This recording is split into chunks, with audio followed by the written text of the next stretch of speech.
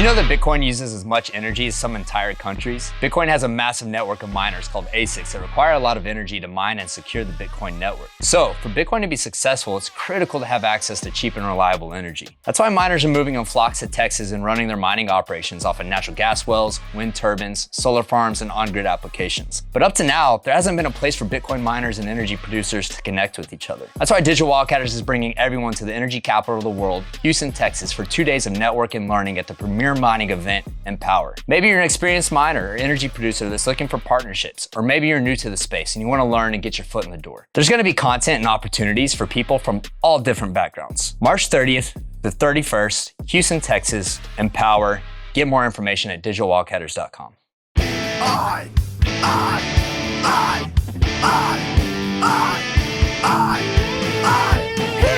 Fired from Cain, now we ain't got no shame.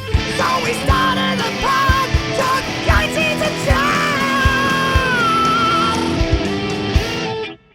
Okay, here's the problem. I can't start a podcast with you without the BDE music. Dun, dun, dun. We need some intro Yeah, we clips. need some music to intro it with. Hey, everybody, welcome to Chuck Yates Needs a Job, the podcast.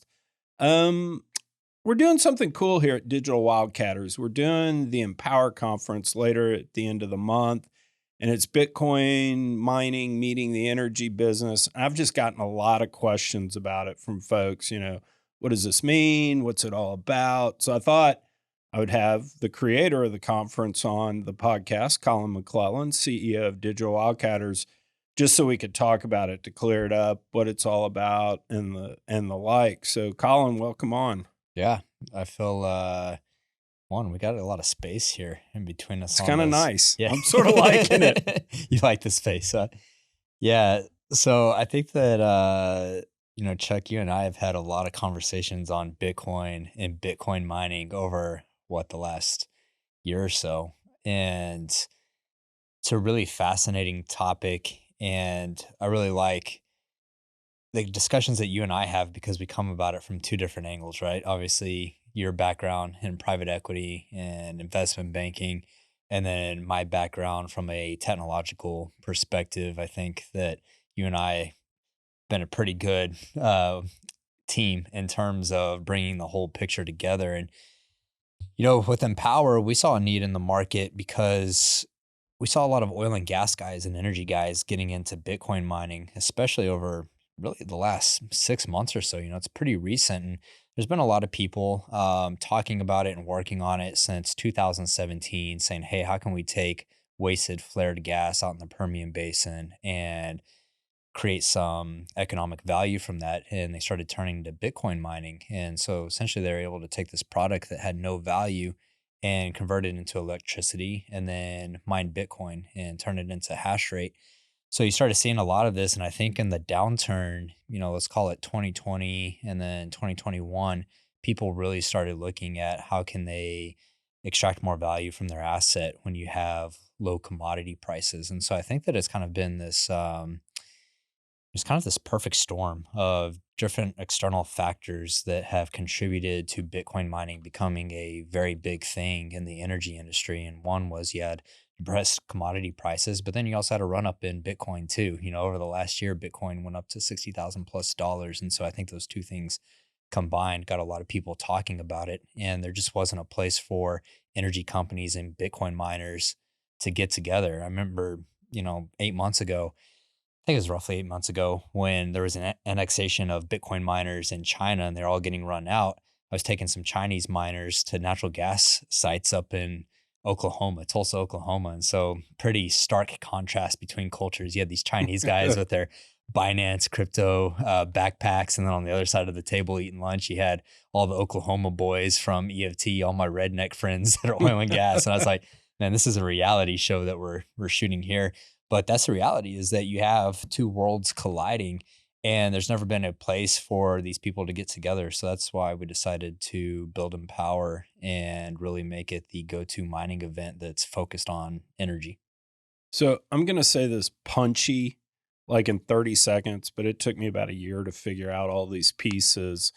Being a board member of an oil and gas company, this was lost on me. But one of the core competencies of an oil and gas company is quite simply whenever you have a well, you have to go access the cheapest source of power you can, right? I mean, duh. Well, when it comes to Bitcoin mining, I think the second point that it took me maybe 6 months to figure out is, and I don't mean to disparage any Bitcoin miner out there, but at the end of the day, a semi-smart engineer at an oil and gas company in 2 weeks can figure out how to go mine.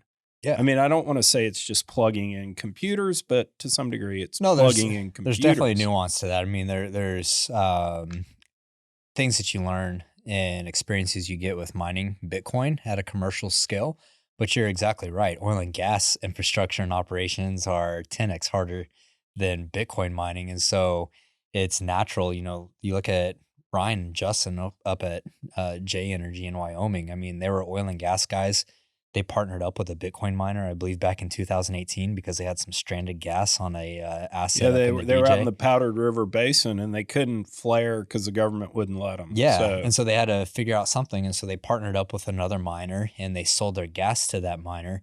And once they started seeing it, they're like, "Shit, we can do this ourselves." Started seeing the Right. economic return, and they're like, "Hey, why don't we become Bitcoin miners?" And so they became Bitcoin miners that just happened to know, have knowledge on operating oil and gas assets. And I think that that's what's really cool about what we're seeing is that you're seeing a bunch of energy guys turning into Bitcoin miners. And so it's Bitcoin mining first, energy production second. You know, they happen to have that intrinsic knowledge and intimate knowledge of producing energy and operating those assets. But yeah, I mean, look, oil and gas guys are really good at finding cheapest source of energy. And I think that you've always put up a pretty good point of, you know, you have an analogy if you were to take a shell map and put it down and then later over a Bitcoin mining map, it almost overlays perfectly with the shell place. Yeah, no, because it was the third aha moment of kind of figuring out Bitcoin mining was you have a BTU when you produce natural gas, let's say, and you run it through the processing plant. And every day you make the decision, do I strip out the liquids? Do I sell the ethane separately or do I just sell the BTUs down the pipe? That is second nature to an oil and gas company, something they do every day. The same should be true as mining because it's actually even somewhat better in that you buy your miners, that's your CapEx, right? And at the end of the day, the life of your miner is based on how much you use it, right? Mhm. Heat is the thing that destroys the miner. And so if they have a 4 to 5 year life, if you're not using it, you're not destroying it. And you just run the BTU through there and you say, if I convert this to power and I mine, then should I do that? Is that economically better than just selling the BTU down the pipeline? And that leads to, you know, you can get paid that night if you convert it to Bitcoin. So I was about right? to say instant settlement too. You're not waiting on net 90 payments or whatever, you know, payment terms may be on your gas or NGLs. And so it's actually instant settlement the second you settle it, or sell it. And the second thing, and dirty little secret of ESG that maybe we shouldn't share with the world, but you throw things in a pipeline, that's actually worse than handling it at the site. Mm-hmm. Generally speaking, when you think through emissions and the like. And so being able to mine on site is actually good from that point of view. And so I've always sat here and whenever I have this discussion with my private equity friends, you know, a year ago, they're like, huh, what are you talking about? 9 months ago, well, maybe if we had some flared gas, but we don't have flared gas. And I always used to say, no, it's a BTU. Decide what you want to do with it. Last 3 or 4 months has been interesting, and folks have saying, hey, will you tell me about that again? You know, because I mean, at the end of the day, I think you're right that we're ultimately all the energy companies. I mean, even midstream companies should offer that. You know, I they think offer midstream companies should be the ones that are really looking at it because you're the ones that are gathering all the gas, right? And so you can literally build these mines right off of a pipeline. Um, and I think one thing is one, you and I know that there's a lot of capital coming into the space. Institutions are thinking about not just Bitcoin, but cryptocurrencies as a whole. You know, how do they play in that space? How do they get it on their balance sheet? But when you look at Bitcoin mining, it's almost comical how similar it is to oil and gas extraction. I mean, you have an underlying commodity. So whether that's oil and gas or whether that's Bitcoin. You love a little volatility with oil and natural gas, and we got volatility for you, baby. So we're talking about the two most volatile products in the world right now, oil and gas and Bitcoin. But it really is a manufacturing process, right? I mean, you're saying, okay, we can mine and extract Bitcoin at $20,000 a Bitcoin. That's marginal cost. And then, okay, if Bitcoin's 40,000, 60,000, that's how much economic value there is if you're actually selling it on the market. And then to go towards payback of the miners. Go towards payback to your CapEx. And then now you have hedging products. So, as you and I talk about a lot, there's 6 months worth of CME futures available. So you have some liquidity now starting to build up. Yeah, you can trade the next 6 months and the next 2 Decembers. There you go. So we're sitting here in March, so you're able to trade April, May, June, July, August, September, and then December this year and December the next year. Yeah. Not a lot of liquidity out, but at least some. Yeah. And I think when you look at oil and gas people, I think oil and gas industry is one of the most capitalistic industries out there, right? And when you start presenting it as a numbers thing, you don't really need to understand underlying principles of Bitcoin or why Bitcoin's important. I think you do. You should, but technically you don't. All you need to know is, hey, we have X amount of dollars that we're spending on CapEx. We're going to have these miners out here. Here's what our OpEx is going to be. We can lock in prices, do whatever we need to do on the side of hedging, and boom, we can make a profit over, 2 years, whatever that number may be. It's really easy numbers game. But I think that you're actually starting to have a lot of people understand Bitcoin a little bit more. If nothing else, they understand that, hey, this isn't a fad. It's not a gimmick. On Twitter, about a year ago, I'd still have people been like, oh, really, we're going to waste energy on a fake currency? And my response is, it's $1 trillion asset class. How's that? Right. How's that fake? I would love to be that fake. Yeah, 100%. And it's only going to grow because of network effects and supply and demand. I mean, very basic economic principles. But, I think one thing that I've had a lot of people have been skeptical of Bitcoin and trying to understand what it is. And I think a lot of people think about Bitcoin as a cryptocurrency. And you and I have had this discussion a lot. Either think about it as a cryptocurrency or a store of value, maybe like a digital gold. And that's like me on my cell phone paying my AT&T bill with it. That's kind or of you the like, crypto. I've got this bottle of water here. You want to buy this bottle of water from me. And so that's how a lot of people think about it. And it really hasn't been how Bitcoin's been used. But here's how I think about Bitcoin is that the Bitcoin protocol. Well, hold on 1 second before you do that, because I think there are two things before you get to your point. Okay. One, cryptocurrency. Then two, there's a slightly related but different element of storer of value. Yeah. Meaning, there are only going to be 21 million Bitcoins, just like gold. I mean, that really had no utility other than it marginally look attractive on the queen's neck. Yeah. Gold was our storer of value because there was a limited amount, and we all agreed, okay, we can represent this much value by this many ounces of gold.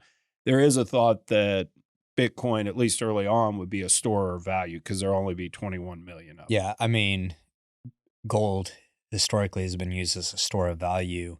Like you said, limited supply. But what is the number of that supply? No one knows how much gold is on the earth, right? We know how much Bitcoin exists. That's 21 million. It'll never be more than that. And 90% of it is already mined and in circulation. And so I guess, to that point, if someone's not familiar with Bitcoin and how the process works, should have actually got our miner there and brought it here for video so people could see on camera. We're like real Bitcoin. Yeah. I feel legit now. I will admit we were kind of scared to open that around the Digital Wildcatters offices. This box shows up. Yeah, it just could be a bomb. Is it ticking? Could be a bomb. Is Alberta? Did it come from Did it come from Canada or Denver? Plenty of people that'll send bombs to Digital Wildcatters.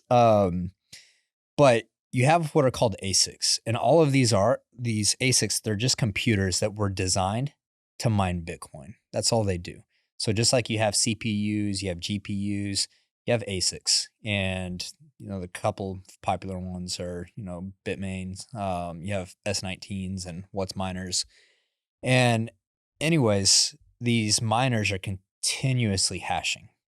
They're sitting there computing, and what they're doing is they're working and they're consuming energy. It's the proof of work, and they're sitting there trying to solve this puzzle.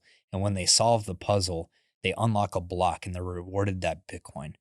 So, Chuck, if you and I had 2 miners, I have one plugged in, you have one plugged in, they're just sitting there consuming electricity and working to discover that block and be rewarded Bitcoin.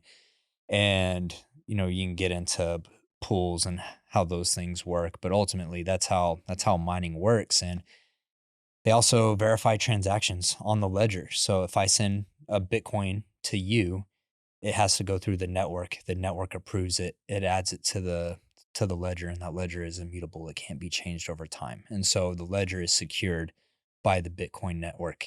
Bitcoin network, you can just think of it, it's the largest computer network in the world, or most reliable computer network in the world, has a higher uptime than AWS, Google, any of these companies. So it's a decentralized computer network. You got them running all over the United States, China, Russia, all over the world. And so, because that's the key to it, is basically the computing power is creating the blockchain that's storing the record of every Bitcoin, who owned it, where it went, and all. So there's 100% transparency on that. And that's what and allows that's one of its attributes. That's what allows it to be decentralized. There's not a central entity behind it. All it is a network of computers that are working to verify the ledger. And to do that, they have to have power and electricity. So there's that's the concept, proof of work, that comes into that. And I mean, that's what really secures the Bitcoin network, is that you have all of these computers around the world that are working to achieve that. And so, and to the point is, that is the storer of values mantra of there are only going to be 21 million of them, and we can see where they all are. You can see in where this blockchain, and way more detail than we need to get into here, but basically it's almost impossible to go back and corrupt the blockchain, because it would take more computing power than's on the planet today. It's virtually impossible to do that. But yeah, I mean, you're looking at basic economic principles of supply and demand.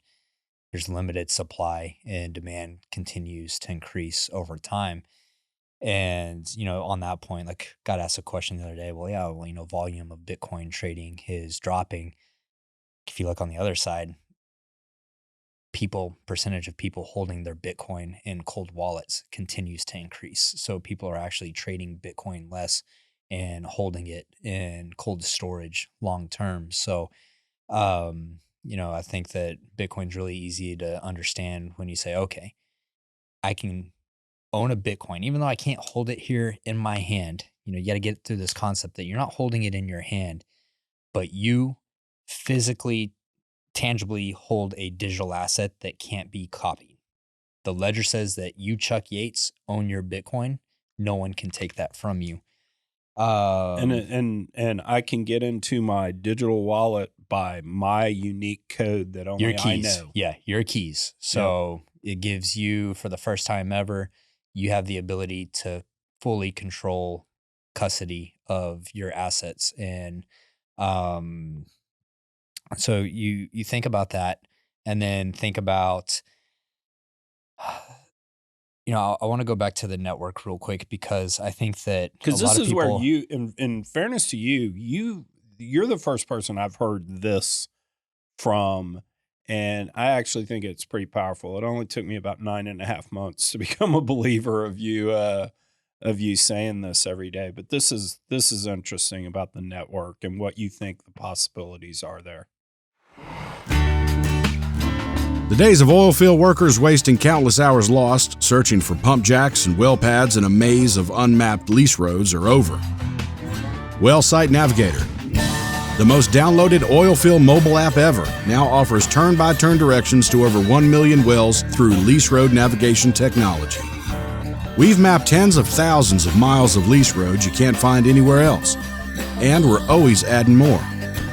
With our reliable directions, oilfield workers can drive right to the well site and share custom routes and locations and get more done each day. Try Well Site Navigator for free and get a $10 Amazon gift card for every friend you send us. Don't get lost. Get Well Site Navigator. Yeah, so what I think about the network, what I tell everyone about Bitcoin is most people take Bitcoin at face value as a speculative asset, right? They say, oh, I'm going to hold this and maybe it'll go up, or I'll trade it and it'll go up and it goes down. It is volatile, but the value of Bitcoin is in the network. And so if you look at the Bitcoin network, this decentralized network of computers all across the world, I look at that as the infrastructure for the next evolution of the internet. And so if you go back and look at how the internet was built, you had a series of protocols, right? You had IP, HTTP, IP allowed all of our computers to connect to each other. Okay, we have them connected, but we really can't do a whole lot. So then you had HTTP protocols, which were second layer protocols stacked on top of that allowed us to build websites, send content, and interface with each other on our computers. I think if you look at the Bitcoin protocol as the base protocol, layer one, now you're having applications built on top of that. So like we were just talking about, Bitcoin's not really used as a cryptocurrency. I'm not buying products, bottles of water from people using Bitcoin. It doesn't really work in that fashion. But now you have a second layer called the Bitcoin Lightning Network. And the Bitcoin Lightning Network, I'll give you an example. I just sent $200 to Jake. I owed him some money for whatever. Sent $200 to him on the Bitcoin Lightning Network. And so how that works is I made a $200 transaction. Someone else paid someone else $100. Someone else paid someone else $50. And it wraps all of those up into one wrapper. And then it pushes it to the Bitcoin network as one transaction.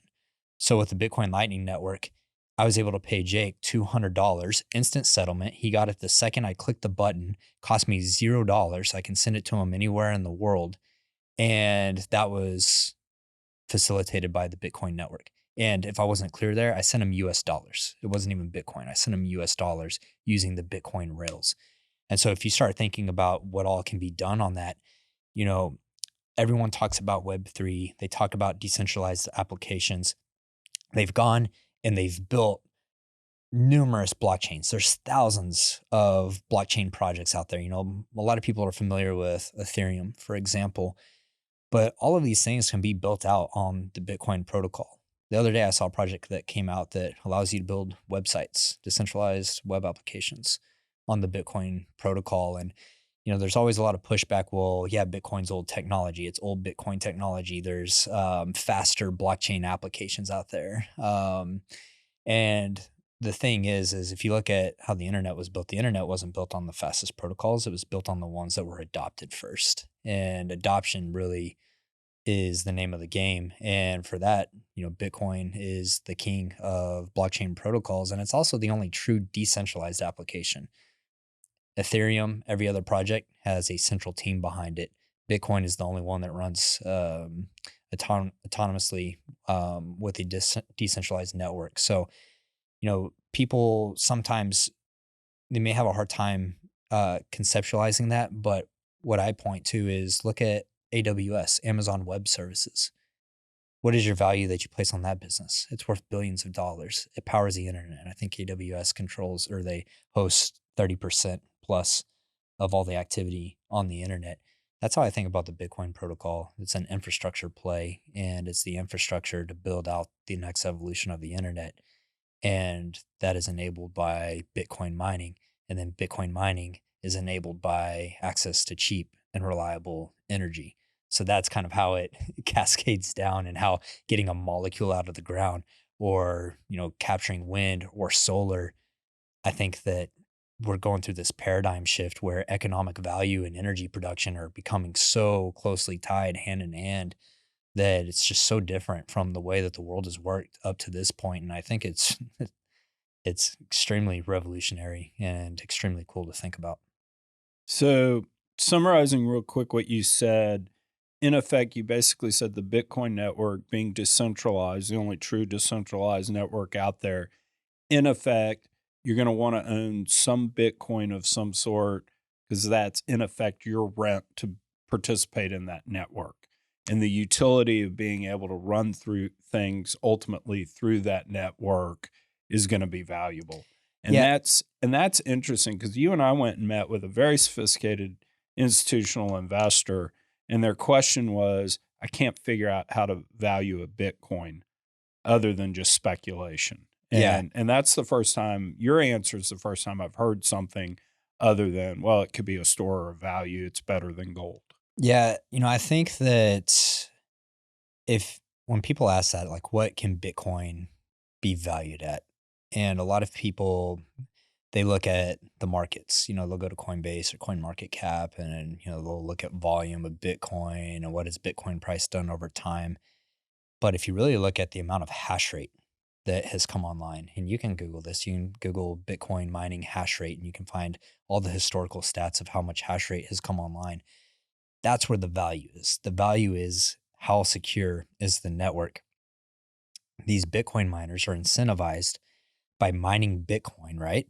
So the higher the price of Bitcoin goes, the more hash rate you're going to get online because people are building out mining infrastructure, putting money into it. So it just becomes this flywheel of where the network becomes more secure. The price goes up because mining difficulty becomes harder. One, if there's all these miners coming online, that means that there's less Bitcoin to go around. And then you have halving events where every 4 years or so, the mining difficulty increases and the amount of Bitcoin halves. So it's really genius system. Whoever created, basically they want to block every 10 minutes. Yeah. And they adjust all the factors to make sure Whoever created the idea of Bitcoin is a fucking genius to say the least. And it's just really mind boggling to think someone came up with this system. But as the network continues to grow stronger, the price of Bitcoin will continue to go up, and you buying Bitcoin and owning, you're financially incentivized with the miners, right? And you're essentially buying ownership into the network, and you're saying, hey, look, I think Bitcoin is going to be the base layer for the next evolution of the internet. I think that there's going to be all these second, third layer applications built on top of it. Here's my economic incentive to own a piece of that network. It'd just be like if I got to buy a piece of Amazon Web Services and then I was financially incentivized to hold on to it as I knew all of these applications were going to be built onto it and there was going to be more demand for AWS. That's how I think about it. And, I do think that plays into it's a store of value. I think it'll go up over time. People ask me, well, what do you think it's going up to? I don't know. I'm not comfortable saying what it could go up to because whatever number I say is going to be wrong. But what I do believe is that this is going to be one of the fastest growing industries, Bitcoin mining, over the next couple of decades. And I think that the US is going to be the leader in hash rate. Texas specifically, you look at your hot states like a Texas, Oklahoma, Wyoming, North Dakota, where you have access to direct energy production. Well, and that's what you and I have been talking about around here, creating our checklist of if you want to be a miner and you want to have your computer running the most over the next 10 years. Because like we said, it's designed to put a block up every 10 minutes. And to the extent, a lot of miners flood in, some are going to get kicked offline and not going to be able to mine. I mean, that's just economics. Yeah, I mean, right? it becomes a game of lowest marginal costs. Exactly. Producer, and so right? you and I have come up with the checklist, and every day we're adding to it, deleting to it, subtracting to it. But it's, lowest power cost, regulatory environment, the ability to potentially run off renewables outside the grid, et cetera. And we've kind of got our working list. It's maybe up to 10 or 12 things right now. And that's to your point that you made earlier. When you say, where do all these 10 to 12 things exist? It's out in West Texas. And when you look at the great shale map, where's the best acreage? The acreage for Bitcoin mining just overlays it almost perfectly. And that's why I think having this event in Houston, Texas, in the energy capital of the world is so important because that's the transformation we're going to see. Yeah, I mean, everyone has their Bitcoin conferences in Miami, and don't get me wrong, I love Miami, but no one's producing energy in Miami, right? I mean, the energy production is happening in Houston. This is the energy capital, and that's what makes our event so special. And I mean, you have people all over the world flying into it because they're excited that I mean, they get to come. we're getting DMs from Prague, Czechoslovakia. Yeah. Tell us about Monaghan, Texas, because we're looking at headquartering there. Yeah, And we're so- about to have an influx of people going out to West Texas. But yeah, you know, I think that's, you know, like I had someone reach out to me a month and a half, 2 months ago, and it was like, hey, I've got someone that has access to 3-cent kilowatt hour electricity in Russia. And I'm like, why would I want to do that?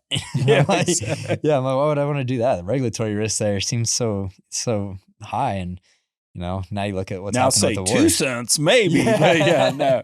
So No, yeah, I you're- think that, you know, regulatory, you know, dealing, you know, talking to those Chinese miners, that's something that's really big to them because like, hey, we had the axe thrown down on us. So what's the Yeah. regulatory environment? So at Empower, you know, we've brought in Ted Cruz and some people from Railroad Commission and lobbyists because we want to see how are people talking about Bitcoin. And you know, you have Ted Cruz and Governor Abbott and all of these people supporting Bitcoin. And you know, you say what you want about Texas and Texas politicians, but they know when there's an opportunity for economic growth.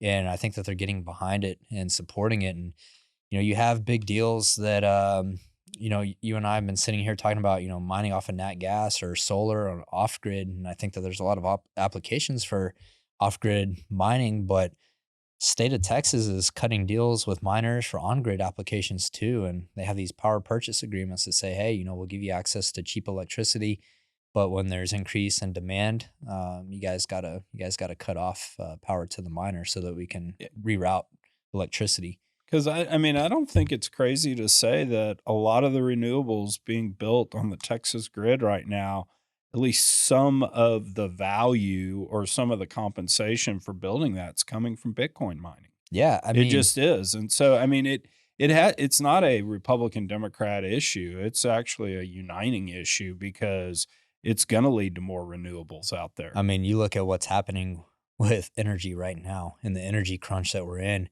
I mean, there's no argument that we need to increase energy production from all facets, right? Whether Right. that's oil and gas, wind, solar, hydro, geothermal. And unfortunately, you know, let's take a big wind turbine farm out in West Texas. It may not get built if it doesn't have enough takeaway capacity to get the electricity that it's generating transmitted to the grid. And that's a case that happens all the time in West Texas. You know, you might make X gigawatts of power on any given day, and you only have, you know, 60% takeaway capacity for it. So you just have this wasted energy.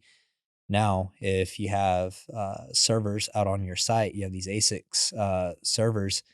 Now, hey, if there's not takeaway, you can kick on the servers and you can take that energy and mine Bitcoin with it and extract economic value from your asset. And now you have instant settlement on that as well. And then you can send that Bitcoin anywhere around the world and do whatever you want with it. You can either hold it on the balance sheet, you can stake it, you can sell it, you can do whatever you want. And so I'm actually a big believer that Bitcoin mining will enable the building of renewables because it may greenlight some projects that just didn't make sense beforehand. I think that it'll have a big part in load balancing. You know, ERCOT's had a massive problem with load balancing. And I think that Bitcoin mining, you know, some of these projects that they're cutting with miners on grid are going to play a big part because, yeah, we'll give you access to wholesale electricity when we have surplus. But hey, when we have a demand spike, you guys got to kick off so that we can reroute electricity. That's a win-win for everyone. So I think that people are starting to understand that and, you know, understand the mechanics of Bitcoin mining and how it can help. And then also understand that, hey, Bitcoin's a real thing and it's a real asset. And to be honest, it's ungovernable. You know, it's a decentralized network. No central entity can control it. And ultimately, I think that's really good for humanity. So that's why I get passionate about Bitcoin and just worlds colliding. You know, I was passionate about Bitcoin before I understood the mining component and the energy component. And so now my worlds are colliding where cryptocurrency and energy production are coming together, and you're starting to see a lot of tangible momentum and traction coming into the space. And the Yates family Bitcoin mining story is Charlie, unbeknownst to mother and me, was Bitcoin mining back, 2011, 2012, right when it comes out, gets 8 Bitcoins, winds up buying a pair of fake Yeezy tennis shoes from China, puts on the Yeezys, steps in a puddle, they disintegrate. And what's that? 250,000, 300,000 a day. They're at the Bitcoin. Yes. So no. And that's actually a good point, because Charlie mined off of a laptop out of the house, and used to be able to do that because difficulty was low. The network had to start building up, right? There wasn't a lot of competition on the network. And now you look at these ASICs and like the S19s, they're super efficient, 110 terahash per second. And the technology that is coming into the space, Intel just announced that they're coming out with their own ASIC line. And so, gone are the days where you can mine off of your laptop and be competitive. And buy you some Yeezys. Yeah. But that shows the evolution of the network and how it continues to grow and strengthen over time.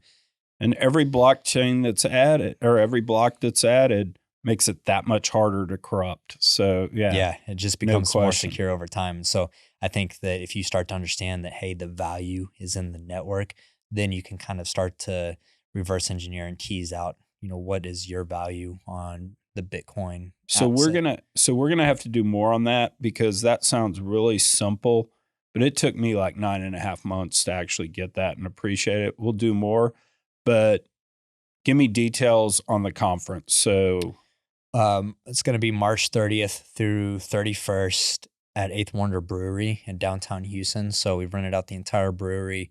And that place is just cool. It's sick. I mean, it is so cool. We went there the other day and did a walk around, not only with our team, but with AV and the tents, because we're getting those big, 400 person tents that they have like a Houston rodeo cook off, and just got everyone together. And I was like, man, it hit me. I was like, this is going to be they've cool. got 30-foot statues of the Beatles there. They've got old seats from the Astrodome there. Man. It's going to have a South by South. Just such a cool setting. This is not your father's Bitcoin mining this conference. Isn't, Nape at George R. Brown Convention Center. I mean, this is going to be a good time. Live music, just a ton of cool people. I'm so excited because we made a slide of companies that people are attending from. There's not another slide like it. It's like you got ConocoPhillips, Exxon, and then you got Brains, Slush Pool, and then you got Foundry, all of these different crypto, Bitcoin related companies, Unchained Capital. And I was like, this is fucking awesome, bringing these worlds together. And just like you mentioned earlier, it's like, you got Bitcoiners coming from Prague, like, this is going to be a new world to them. They've been to Austin, but they haven't been to Houston, where, this is the highest density city of energy producers. And that's what I think is going to be really special. So kind of getting giddy talking about it, but overall it's going to be a fun time, and there's going to be stuff for everyone too. So I've had a lot of oil and gas folks reach out to me and say, hey, is this something for newbies? And I'm like, absolutely. Like, you can come. There's going to be people there that are presenting that are better at articulating Bitcoin than I am, way smarter than I am. They've thought about this more than I have. So they're going to be doing, Bitcoin 101. If you're a Bitcoin miner, there's going to be things on energy. So there's going to be something for anyone and everyone. And ultimately just want to get everyone together and have a good time. It's going to be a big party. We're talking 40, 50 speakers all told, at least? Yeah, at least. Different panels. Yeah, different panels. Coming from regulatory, finance, the mechanics of mining, energy production. Energy can be broken down into oil and gas, solar, renewable. I've heard rumors that you're actually going to have me teach Energy 101 to the Chinese miners and the Prague Czechoslovakian miners. Yeah, we're going to vlog it too, because I want to see their reactions to you. Yeah, they'll be perfect. Yeah, it's... who's this weird dude in a hoodie telling me about energy? But yeah, no, I think that's what's really cool about the agenda that I've seen. And everybody can go to digitalwildcatters.com, pull up there's a link at the top to Empower, see the agenda, the speakers and all, and get registered. So yeah, get registered. Like I said, ultimately it's going to be a lot of smart, forward-thinking people from all different backgrounds. There's going to be something for everyone. And we think that this is going to be a big event for years to come. So we're pretty excited to get it going. Yeah, and everybody listening to the podcast, feel free to reach out to me at nimblefatty@gmail.com, and happy to answer any questions, because it's been really interesting for me, just educational, is whenever we talk about Bitcoin mining on the podcast, people sending in questions about it. So happy to do it. Collin, thanks for coming in, and tomorrow morning, BDE. Got BDE tomorrow. So appreciate you giving me a chance to talk about this on the podcast. I'm excited about it. Well, you are the boss, so.